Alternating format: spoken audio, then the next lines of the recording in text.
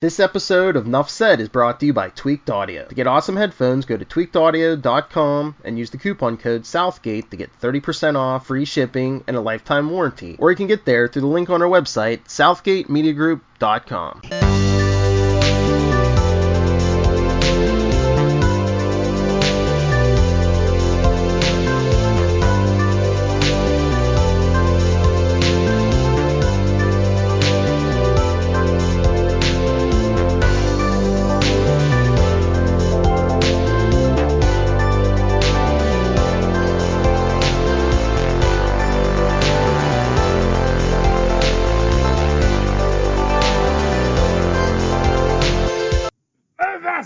Hearties, arr! Prepare yourselves for full stream ahead. Arrgh! I'm your host, captain of this ship, Charlie, the Professor Esser. And with me, as always, is my skinny rich friend. It's Mozz. Ahoy, Mozz. Welcome back aboard. Tonight's episode, The Boys. Season 1, Episode 6, The Innocent.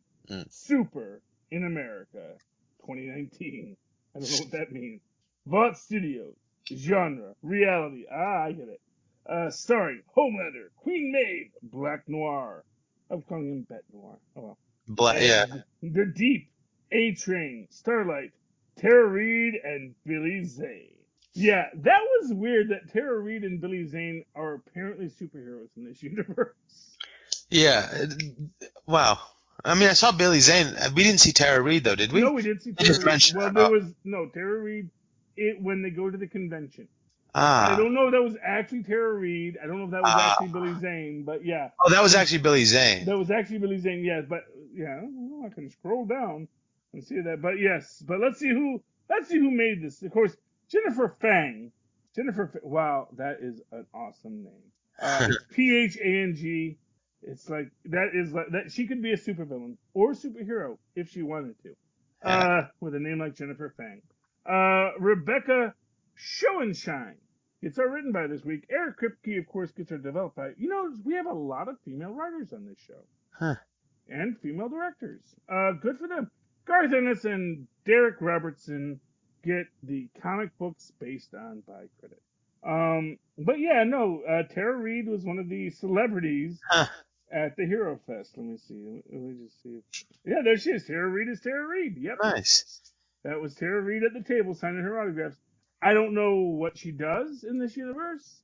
Maybe she has played alongside that's the thing. It's like Billy Zane and Tara Reid could be the supporting cast for the superheroes in the superhero movies. Yeah. Or maybe they're actual superheroes in this universe. I could totally see a team up between Billy Zane and Tara Reid with our good friend Haley Joel Osment. I gotta say, this has been the Haley Joel Osment millennium that you didn't know about. Because two awesome shows that he is in censors for: The Boys and Future Man. He's also had a really good character in what's that show on HBO with the computer geeks? Silicon Valley? Silicon Valley. He had a great character on Silicon Valley. Oh, I didn't even know. I haven't watched Silicon Valley. I loved Silicon Valley like the first 2 or 3 seasons, and I just sort of fell off because I lost my HBO for a while. Now I have HBO back, but I haven't really gotten back into it. Oh, you should. It's really good. All the seasons have been really good, and this next season is going to be the last one, I think. Yeah. Well, it's had a good run. I mean, yes, indeed. Had a lot of storyline, a lot of roller coaster, billionaire, rags to riches, back to the rags kind of stories. That's what you gotta love about it. But yes, Haley Joel Osment is doing well for himself, man. And I love that because he was so awesome in The Sixth Sense, and then it's like, he was a child actor, and then now he's back as just the perfect Haley Joel Osment in his 30s? That's early it. 30s, I think. Yeah, probably early 30s, late 20s. Yeah. He's awesome as Haley Joel Osment, though. I love him, although he doesn't play that. And this character he has here is just awesome. But we'll get to that in a minute. All right, so let's talk about the opening, because my favorite thing in that cheesy little commercial they made is this running gag of Black Noir eating things through his mask. And I love that they take like their time with him setting down, with his little brush whisking the tea, and then brings it up to his face and they cut. I'm having a good time with that little joke. That was a great joke. Black Noir, he is so mysterious. He never speaks. I'm just waiting for him to talk at the end, and I don't know if he does. I don't think he does. And we only have the first half of the season, so maybe by the second half of season 1, if we ever get it. Imagine if it turns out to be Huey's dad. Oh, there you go. Oh, that would be a great Simon Pegg reveal that you never saw coming. That would be cool. Oh my gosh. Everyone wants to see that now. But yeah, no, that's nice. Although obviously, it's a reality show, and like his producer gets mad at him because it looks like a reality show. It's like, well, that's because it's a reality show. They want drama, and of course you see that Starlight is being uncooperative with regard to the filming segments, which okay, can't really falter for it, to be honest with you. Yeah. Hard knocks life as it is. But moving on from that, we do have I think we have Huey and Starlight at trivia night when I think this is when Butcher drops by, right? No. Butcher doesn't come by till the very end. The very end. Oh, okay. Oh, he sees his other friend. Yeah, right. An actual friend. Who hasn't seen in a while because they were like, dude, your store got trashed and no one has seen you since then. That's pretty messed up, man. And then he has a nice talk with Starlight, and Starlight gets to see him be very human.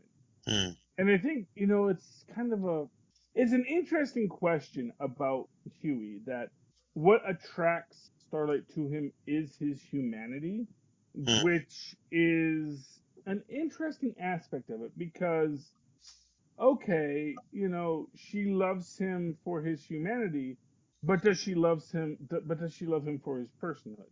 It's like all she's known is this highly specialized world of superheroism, because as we know, she's been a hero since birth. She blinded the doctor at her birth, as her mother says. So does that mean that all the Supes are born with laser eyes when they're born, and then they just it dies down? No. Well, no, her power. Oh, because her power is the light, right? Yeah, that's right. She actually has laser body. Right. Razor cells. Yeah, it's like she's like a firefighter. Her whole body just lights up like that, So it's like the intensity of the laser beams, but now it's just like EMP blast, which is pretty messed up too. Probably does as much damage as the laser eyes, if you ask me. But those laser eyes do a lot of damage too. Yeah, and they're concentrated. Yes, well, that's the idea. Pinpoint, although not particularly accurate, as we saw both with Homelander and the baby. Laser baby. He's so cute. And I love that scene where Homelander loses his mind over the blanket being in that shot. And I couldn't understand why. And then you find out at the end, and I was like, oh, that had no place being there. Because this is all fake. I'm just standing here being fake, and you can't bring something real into here. Yeah. And that is our big reveal of this episode. Yeah. That Homelander is the baby, is the first baby. Or at some point the baby in the little box. Yeah. He is the baby in the box. Right. He's raised in a goal-oriented way for world domination. Or just to see what they could do. I mean, that's the interesting thing about like scientists sometimes, Like, what if we injected a baby with this crazy chemical we found? Right. No, but science doesn't get funding until somebody funds it, and funding comes with things attached to it. things you have Well, to do, things that it is being purposed for.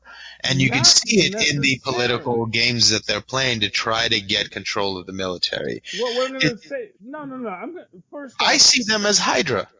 Well, I mean, certainly. Well, I think I think you overestimate the organizational capabilities of modern corporations. Um, That you have know, superheroes and are creating them.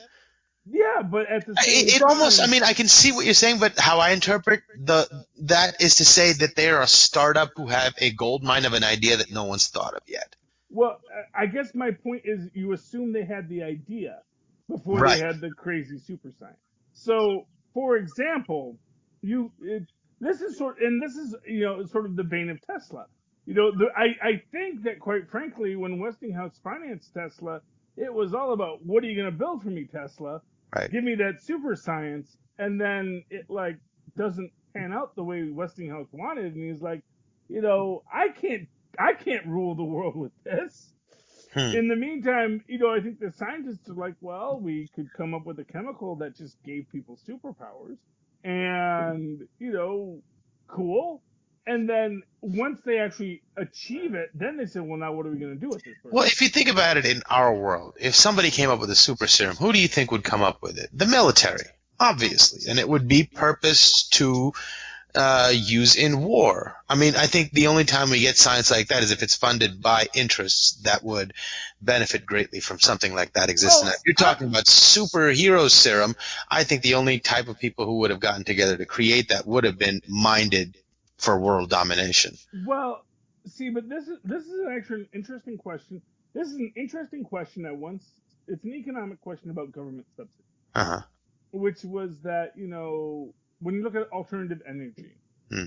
when heavy government subsidies were into it, basically large corporations took a lot of money to make rather poor versions of windmills.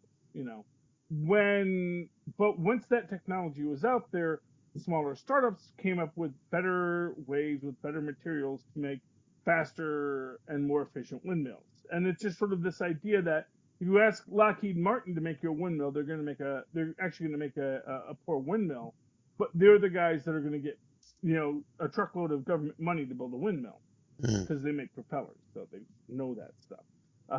Is basically the thought process behind it. In the end, they just wanted the money.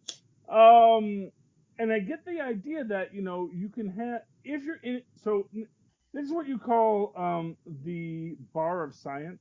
So in the real world, actually coming up with science like amazing breakthroughs is really intense.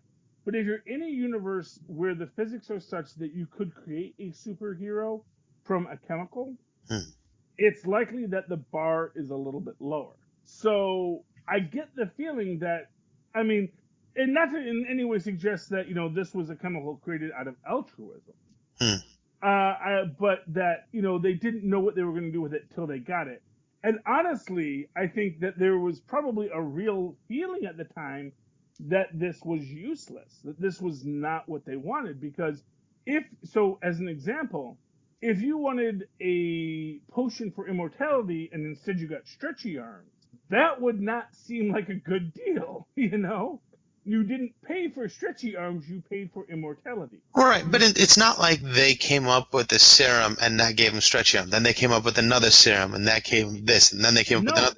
It's one serum that expresses itself differently through the genetics of the person. and that's the problem with it. It's totally unmarketable Hmm. because it's your basic what did they do with the failures question. Interesting, interesting. I see that. Yeah. So for example, you look at the female. Uh, Very arguably, she's a failure. She's uncontrollable. She's prone to fits of rage. She's really deadly. and you don't think that was there before? Well, I think, well, you can go with those Swamp Things. If it's there, it gets enhanced. But Oh. who knows what's actually there? So, and this, Uh, did you ever see the original 1980 Swamp Thing? long, long, long time Okay. ago. So, and this is one of my favorite films. Um, to heck with you, Alan Moore. That's the real Swamp Thing. Oh, that's my Mr. Holland or Dr. Holland. Anyway, so it's this idea that the person that whatever he takes, it enhances him. But of course, the villain of the piece is like, oh, because they give it to Bruno, who's like the dumb guy, and he turns into a dwarf. And then he says, why did that happen to Bruno when you became a giant? And he says, because why doesn't Bruno have your strength? He says, because he never has it. And then of course, the evil villain of the piece is, oh, but what if the essence of the person were genius? And all this, and you can see Swamp Thing just sort of like looking at him like, dude, you're not that. You're not all the essences you think you are. And of course, he takes it and his head turns into a pig, and he becomes a big angry monster because that was your essence, Wow. And the idea gets played out here. So yeah, if you're Homelander and it works perfect, you get to be Superman. And several other people get to be, other members of the Justice League. But, maybe you look like Simon Pegg under that mask. I mean, and if you're lucky, or maybe you wind up as Mesmerizer or Mesmer, and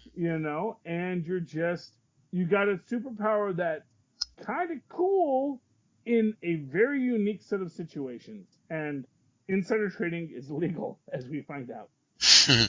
Because, that's the thing. They gave the guy the power. He was a kind of angry child star. He wasn't getting the gigs he wanted because it's not a useful power offensively.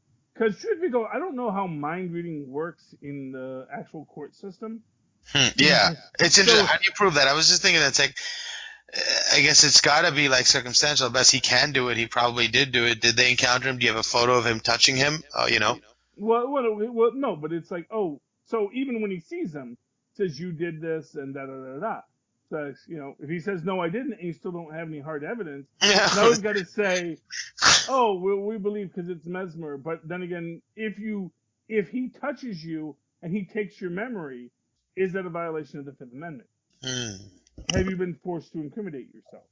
So it's like, that's the thing. Is like there's still actually a legal system in this universe. Yeah, I find it interesting that Mesmer grew up and became someone in the public eye. Because had I that power, I would not make it public to anybody. Well, he didn't have a choice because he was part of the. Because as we saw, that bot made a team. I think they're actually called the G-Men or the. I forget exactly because they do have the G-Men, which is like the X-Men version in the comic book. But I think they called them the teen something. Anyway. Interesting. Because A-Train, Popclaw, and him were all on the same group. But of course, it's like you have Popclaw and you have A-Train, and then you have, Cousin Oliver here. Which, I'm sorry, just reminds me of the kid they got to play him with the long red hair just reminded me of Cousin Oliver. Which is weird because Cousin Oliver doesn't have long red hair. It's like if you took the youngest Partridge and Cousin Oliver and made them into one being. That's how I always saw Mesmer in those like in that 80s cop drama that they made for him. Interesting. And again, it becomes this issue where it's like it's not the actual person. It's just that he's in this TV show. Right. So anyway, that's that.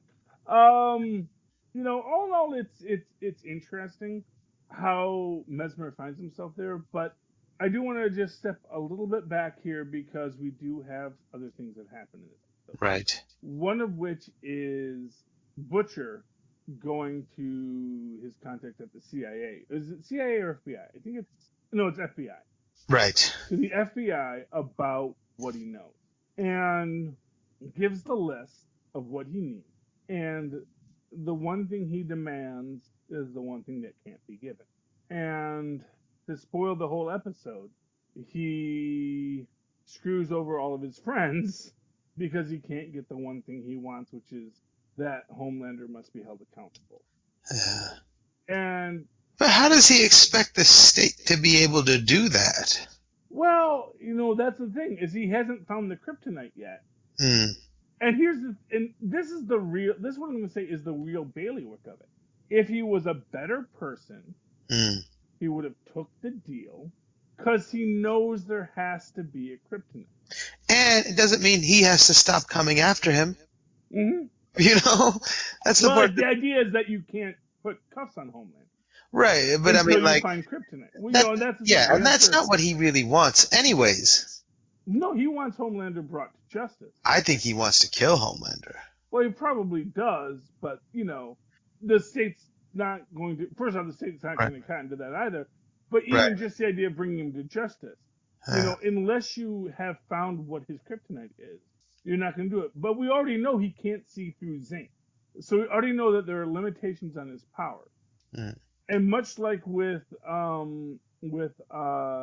translucent, just because you're bulletproof doesn't mean you're invulnerable. And exactly how you approach it is now the next set of questions that we have to ask. But if you were in the situation that he was in, because he could have brought down Vought real easy. That was actually the real trick of it, is that bringing down Vought was easy. And not for nothing, a lot of the heroes ain't gonna cry a tear over Vought, because they can go on and be heroes just the same without Vought sending their paychecks. Because not for nothing, someone else, Google, would love to have their own dollar bill, From the Watchmen, the guy who was basically he was a stuntman hired by a bank to be their superhero. That is Kate caught in the door. Died horribly. It's very sad. But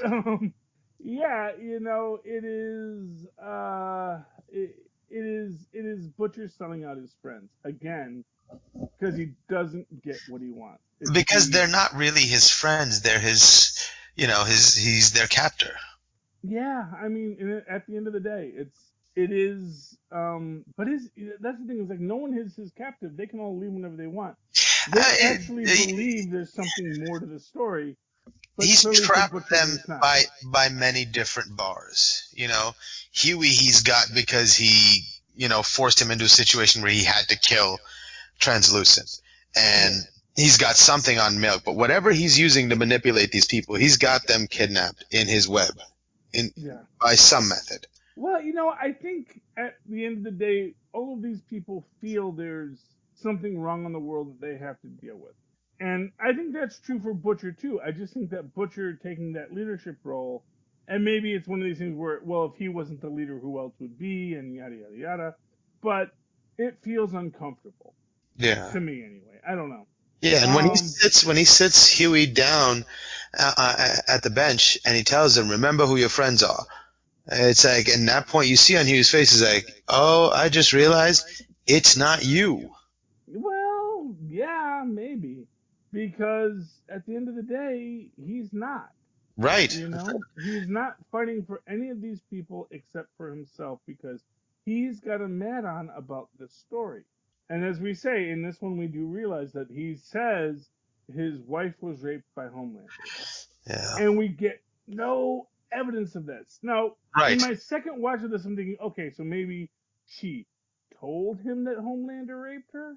Because in the original story, what happened is his wife was pregnant. He assumed it was his kid. Then the kid, as I said last episode, sort of frees himself in an uncomfortable way. In a horrible way that kills the mom. And because he sees the laser eyes, he knows it had to be Homelander's child. He then kills the baby, because, this was not a comic book pulling punches. And, it's not. But if that was the case in this version, then he would have killed the baby he saw with the laser eyes in the last episode. Well, and it doesn't even dawn on him that that's something he should recognize. It's a complete surprise to him. It's like, whoa, what is that? No. Well, no. The baby with the laser eyes is what you call an Easter egg for fans of the book. Right. Oh, okay.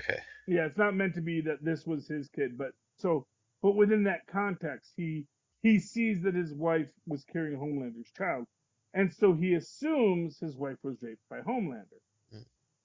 That I don't think is presented. Yeah, I wonder what the mechanism is that informed that decision for him. Because if his wife was unfaithful, she must have been raped. But how Homelander? Oh, because the baby killed. Yeah, but that was. That's what I'm saying. No. Well, the idea is that he doesn't. The idea for me is that he does not have the evidence And again, maybe that's done later in the series, but from what Yeah. I read, the way it's first presented, it really does seem like he's just obsessed, and he makes the assumption. First off, he makes the assumption that his spouse was raped, which it may well have been consensual, Mm. and two, that it was Homelander because it had similar powers to Homelander. Though, as we see clearly, the power sets vary from person to person. Right. So there's no guarantee that just because your dad had laser eyes that you wouldn't have stretchy arms. Interesting. I wonder if they'll get into that later on in the further seasons, or if they had in the comic about lineages, or like, were there like families that all had the same power, and could you Yeah. pass the power down? That would be kind of cool if you could. Well, I do think it's going to be revealed that Starlight is Homelander's actual daughter. Oh, jeez. Because I kept thinking maybe Homelander was Madeline's son, the first one that was taken into the system. She gave her own son to do it, and that's why they had this weird, scene. I mean, it's possible, but I also think that he has slept with Madeline. Hmm. So, and also I think him and Madeline are about the same age because Homelander, of course, obviously when you're a superhero, you don't age as well. Hmm. Yes. Now, was it this episode or was it last episode that we get Queen Maeve and her girlfriend? Oh, that was the in the last episode. That was in the last episode, but that was actually one of these things where, again, we have Queen Maeve who apparently has a drinking problem.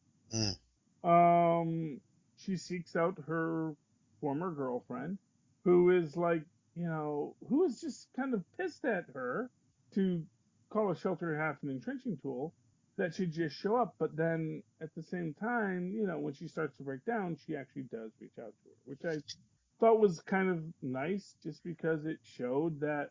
Also unbelievably manipulative, because after she tries everything, she goes to the hoo, and she breaks, and the ultimate goal. And I'm thinking to myself, is that the goal? Is this a manipulative tactic to get the get the woman into bed with her again? And I was like, maybe she's sincere. And then all of a sudden she starts kissing her. She's like, no, let's talk. She's like, that's not what I came here for. Get out of my face. She walks over out. So I don't know, man.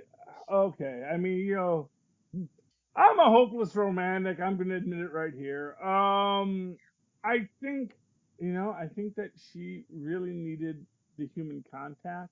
right. And if you don't know what human contact is outside of a sexual situation, it can Mm, be really hard mm, to have it without going to that, because mm. that's the thing you understood, So when you say, "Oh, I need the validation, I need the comfort, But that I really need to be doesn't take cared." into account the other person's feelings. That's No, just well, give me what I need. not for nothing. I'm not saying she's a nice person, Right. Maz. That's all I'm saying. I'm saying she's a damaged person who's doing something not nice. And I think that at the end of the day, what you're looking at there is just the idea that, yeah, she is dealing with this woman who was her mate, who she probably had to leave because, just to Of give her you a whole freaking her away. complexity, well, because Homelander is a jealous. Yeah. Oh, right. Remember, he's like, Yeah. if I ever felt you actually wanted somebody else, I'd have to kill them. Yeah. That was like 2 episodes ago, and he's like, oh yeah, because you're a jealous bitch, Homelander. And it's also kind Sorry, of, Phil. from Maeve's perspective, she's surrounded constantly by more and more evidence that she made a bad decision by becoming a member of the Seven, that it doesn't align with what she believes or what she wants to see in the world. And she feels poorly about those decisions because she doesn't feel like she's living a life that represents who she is inside. And she doesn't feel like she is herself anymore. So in seeking out her ex-girlfriend, she just wanted to be confronted with somebody who sees the old her. Yeah. Maybe. I mean, I think that's a lot of what it is.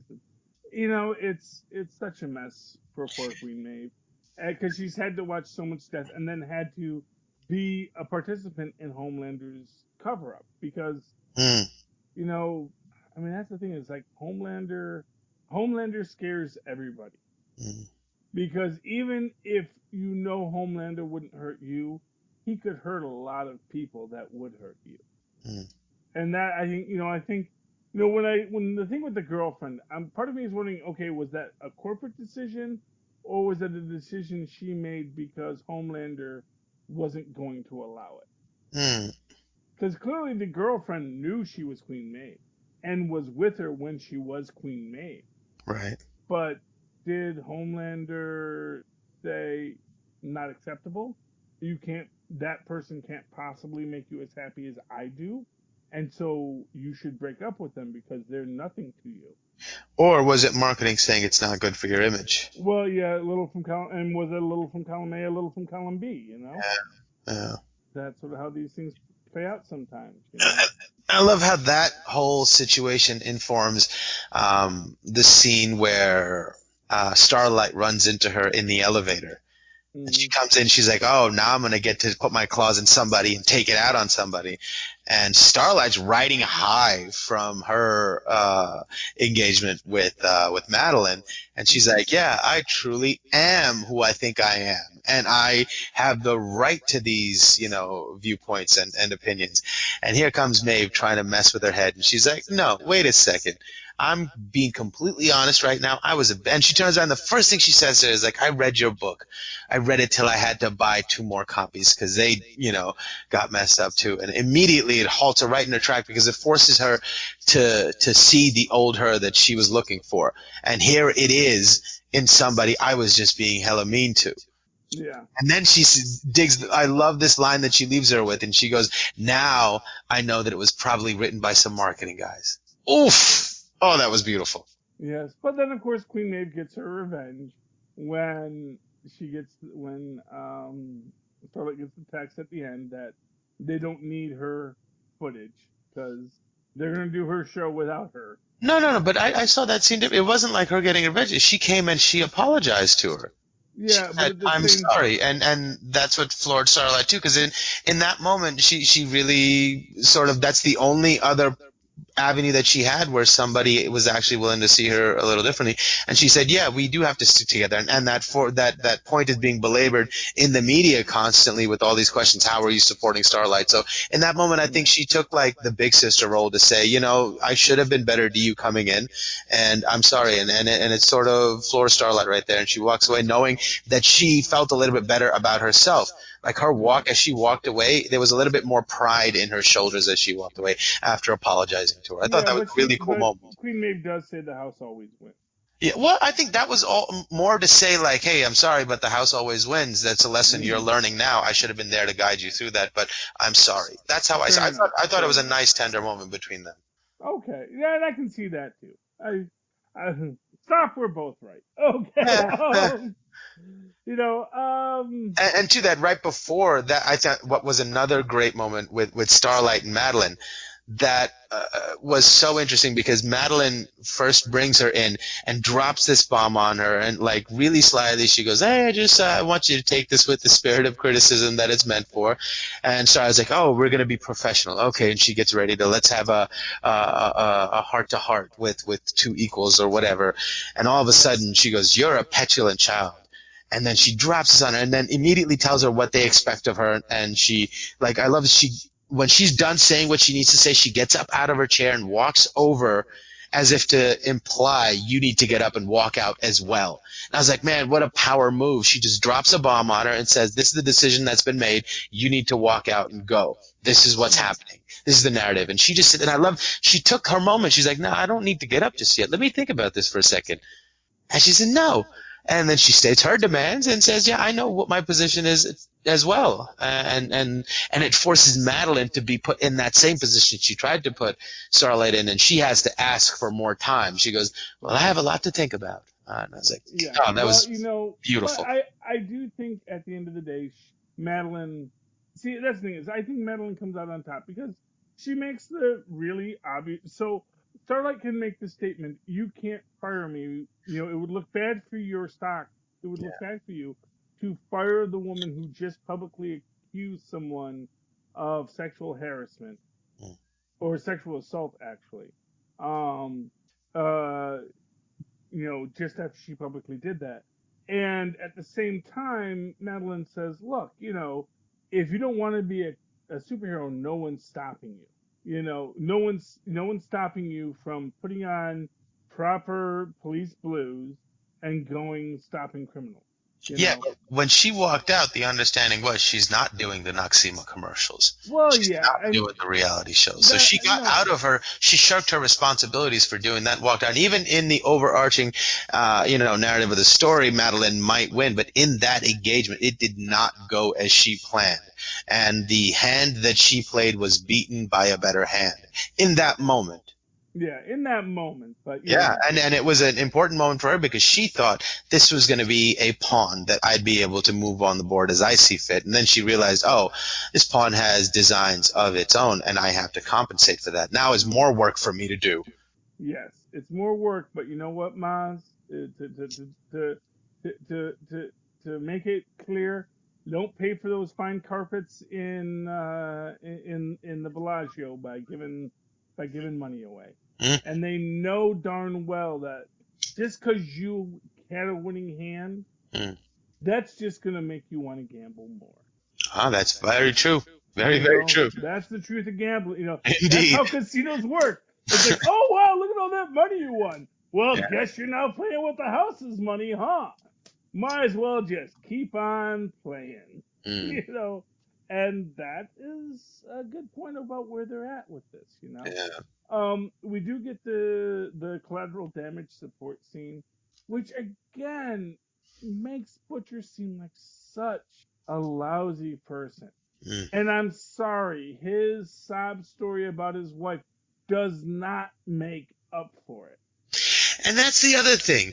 I thought half of my brain when he told Huey that story was that it was complete fiction, that it was concocted to elicit an emotional reaction from Huey to win him back over onto his side. Mm-hmm. And I thought, half of my brain thought he could just be making this up. This might not be true at all. Yeah, except his wife is missing. Right. But the whole thing about, she was raped by Homelander. It kind of reminded me of, you ever seen Shaun of the Dead? Yes. You remember Simon Pegg is in the kitchen with his mom, and he's trying to convince her to leave the house, and she says, oh, no, but Philip's sick. And he says, Mom, Philip tried to touch me when I was a boy. And then she gives him my pledge. She goes, I'm sorry, I made that up. It's like one of those things. I'm going to say the thing that I think is going to move you or to get what I want. Yeah. But it reminded me a little bit of that scene. He goes, she was raped by Homelander. And I was like, oh, wow, okay. Yeah, and honestly, I might have thought that if I didn't know that is his mindset from the book. Oh, so I guess, okay. Yeah. So all it's right. like, the source material kind of ruins that possibility. Although I can totally seeing that. Yeah. Because again, it's like, why does he assume that? Yeah. Unless she confided with him, but then he could have told that story. It's like, she came home and she told me this is what happened. But instead he just says, he sees her, she's there, and then she's not there. And it's like, how do I rationalize this? And he comes to, she was raped by Homelander. And it's like, okay, that seems like a bit of a stretch, but I'll see where you're going with this. Yeah, all in all, it's interesting. It's interesting. Getting back to Mesmer, we do get the backstory on the female through Mesmer, which is that he does see. First up, he sees, she's part of a terrorist organization because he sees her. But then it's like, no, actually, she was kidnapped by the terrorist organization and forced to be a part of it. That she was never as a child, she was a conscripted child soldier, right? Exactly. Probably from a family that was not part of the terrorist unit, Right. Because they probably killed their parents, then kidnapped the children.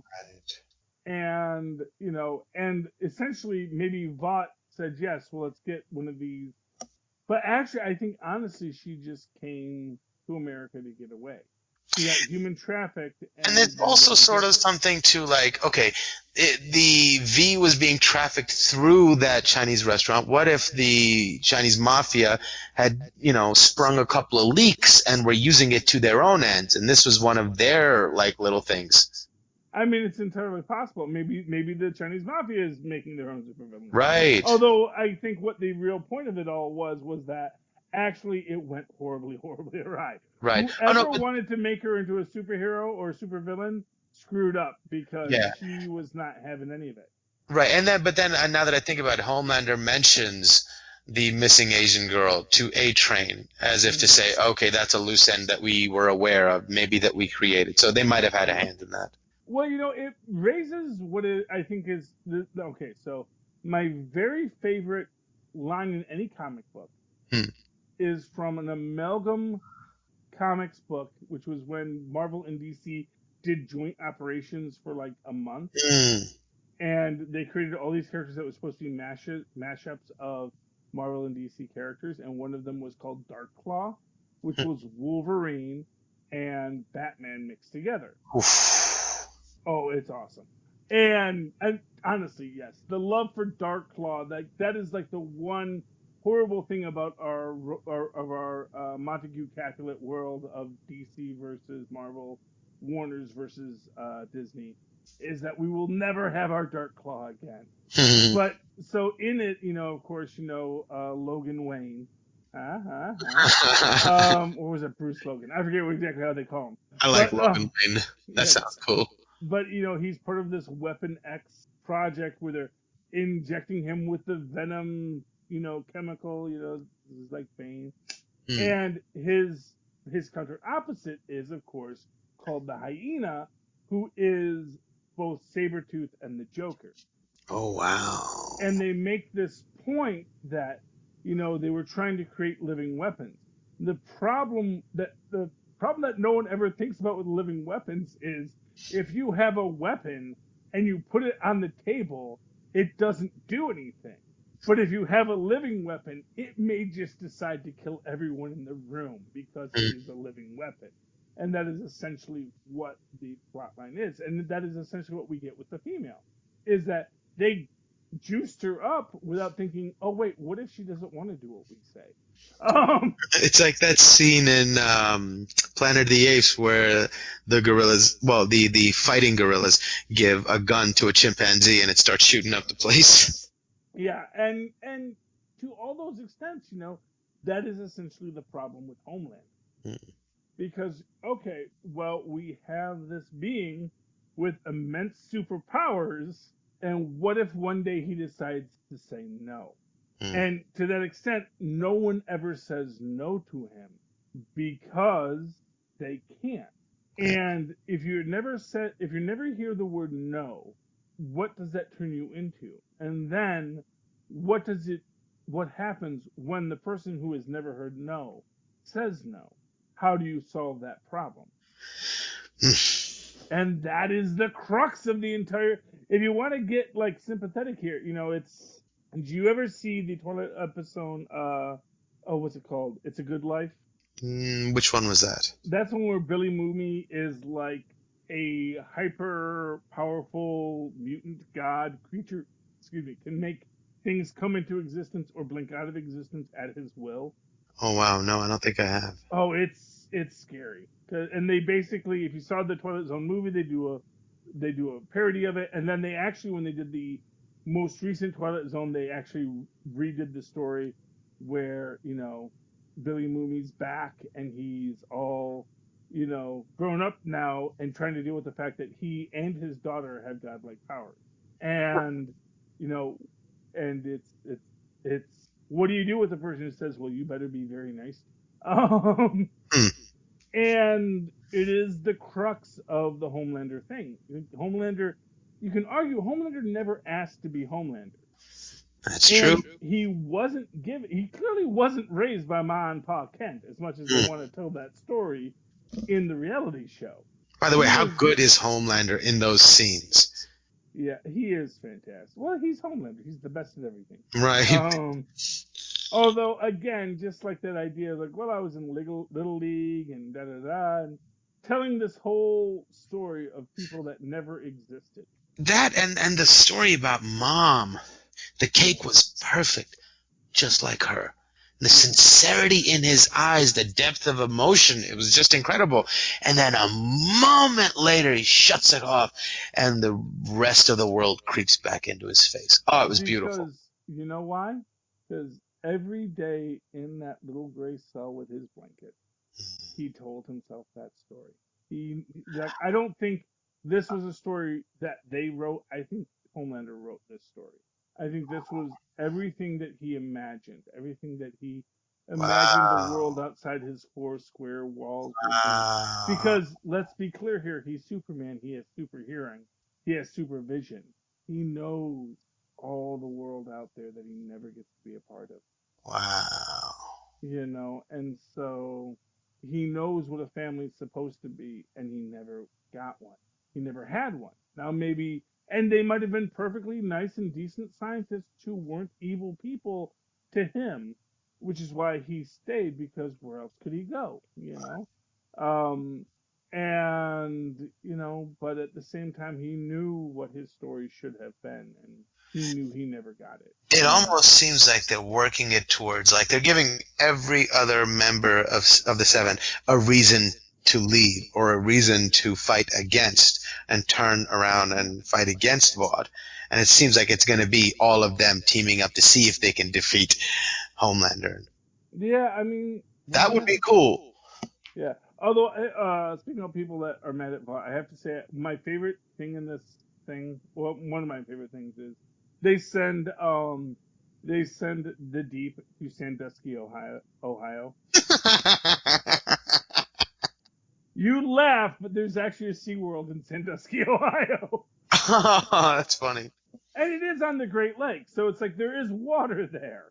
So it's not like he's in a landlocked area, but it is totally it's totally a place that is not appropriate for a guy who is the Deep. He is the Deep. And now like if they had sent him to, like, Detroit, Michigan, there's actually like there's water there, there's the Great Lakes, there's the rivers, there's an entire, Edmund Fitzgerald kind of universe in the Great Lakes Sea. But, no, Sandusky, Ohio isn't really a part of that. But it is a place where there are some really great tourist attractions, including Cedar Point, the greatest roller coaster amusement park in America, if not the world. There are some places that have bigger or better roller coasters, but as far as consistently a roller coaster park, Sandusky, Ohio, Cedar Point is the place to be. Wow. Sorry, I'm from Michigan. That was our mecca as a kid growing up in southeastern Michigan. Could have sent them to Babalo. Babalo, you'd know, because that was another amusement park, but it was also a little island in the what was that, Lake Michigan? Yeah, I think it's Lake Michigan. Anyway, yeah. Anything else to say about this episode? There was a lot going on here. Indeed. Mesmer sells out to Homelander. Oh yes, Mesmer. That was interesting. Gives him the pictures of everybody, and then Homelander steals his phone. And that's in its own way a very beautiful thing, because of course, Mother's Milk gets him visitations with his daughter and all that kind of stuff. And then he doesn't want them. Well, he doesn't want them. Oof. Because that's the point. He can read minds. And when he hugged her, he knew all of her secrets, and she really didn't want to be right. No, but I think the important part is that of course she did. She didn't know him. She says as plainly as that. He goes, I just wanted to make sure you didn't hate me. She goes, I don't even know you. But that doesn't mean I don't want to know you. It means I don't know you yet. And the yet part is the part that I think he did not want to. He wanted to pretend like he didn't see the yet, because he didn't want to do the work, or he hated himself too much or something. Yeah. But it was just an act of cowardice right there. And I'm inclined to agree. Oh, so that was great. But now everybody's going to get burned. Imagine. Yeah. I actually have no idea what happens in the next two episodes. I've watched them, but I really don't know how this whole series ends, because I watched it when it first came out. So now we're all excited as we go into what's the next episode, Mozz? The penultimate. The penultimate. Take a drink. As we just did the penultimate. Yeah, we did the penultimate. Next one is the penultimate episode. So tune in next week, me hearties. But before that, yes. Maz, what are your final thoughts? Well, no, I said we should get to the hardest working person in this episode. We forgot to do it last episode, but yeah. Oh man, it's just close. You know what? I'm gonna say it. Haley Joel Osment. Interesting. I'm gonna go with Haley Joel Osment because he has to do a lot of dances. He has to come into it. You know, he has to deal with people not respecting his powers, and also has to negotiate things. And in the end, is the guy who actually gives all the details to everyone. So at first, she's a terrorist. Like, no, let me tell you more of the story. This is what this is, and this is what this is. And sort of this thing where here's a guy with amazing powers who never found a way to use them. You know, the guy who could see into your soul could probably help you in so many ways, but no one ever thought that might be a use for it, because that's not what superheroes do. You know, there's so much good that Charles Xavier could do, but instead he decided to have teenagers wear spandex and punch people. You know, it's like there's so much good you could do, but you chose something that made you feel excited. And I feel for Mesmer, he never really chose that. He would have much rather had a life where, you know, if he could have been a person who helped people work through their issues, he might have been very happy, especially if they paid him well for it. Yeah. But yeah, so I'm gonna go with Haley Joel Osment is my hardest working person in the show with. I can see that. For me, it was Homelander. I think some of his performances, especially when the camera turns on and off, were just phenomenal. And some of the ways and the subtle, unspoken ways he intimidates people and means to intimidate people are just really, really brilliant pieces of subtle acting that I think he was the hardest working person in this episode for me. I do see that, and I honor your nomination. I also want to give a big shout out to the Blanket, who was certainly the hardest working Blanket in show business. Okay, so let's finish it up, Maz. Thank you for reminding me about the hardest working person in the show business, because we totally forgot that last episode. Yeah. Boo us. Yeah. Although in that case, I'm going to give it for last episode. You know what? I want to give it to Starlight. I want to say that she went through a lot, came out the other side, and did not lose herself in her own anger and resentment.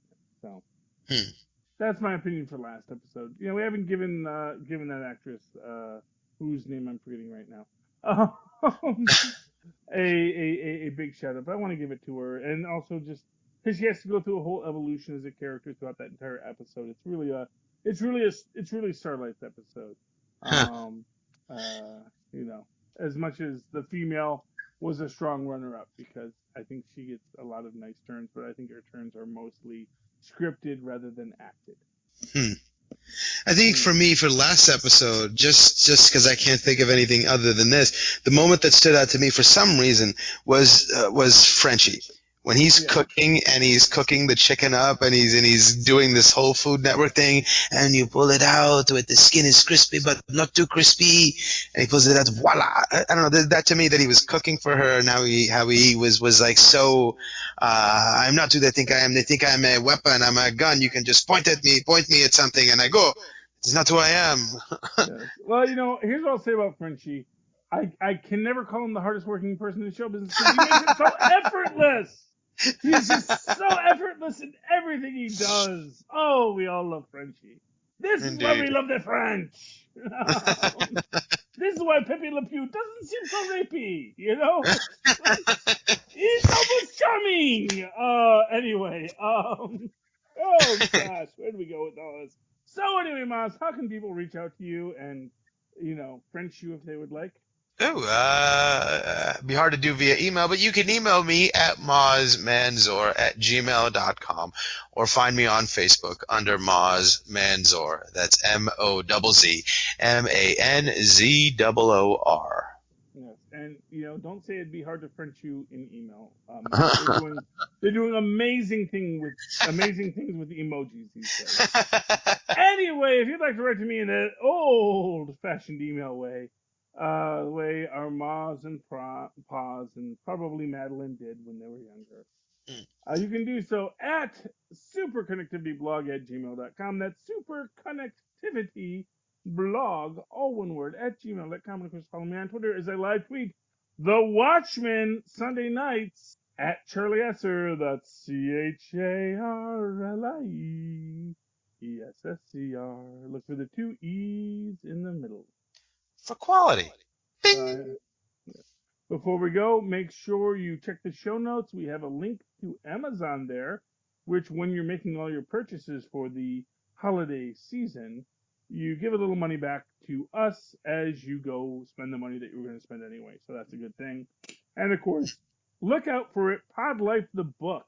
It's a book about podcasters put out by the Southgate Media Group Network. It's a good read. It is enjoyable.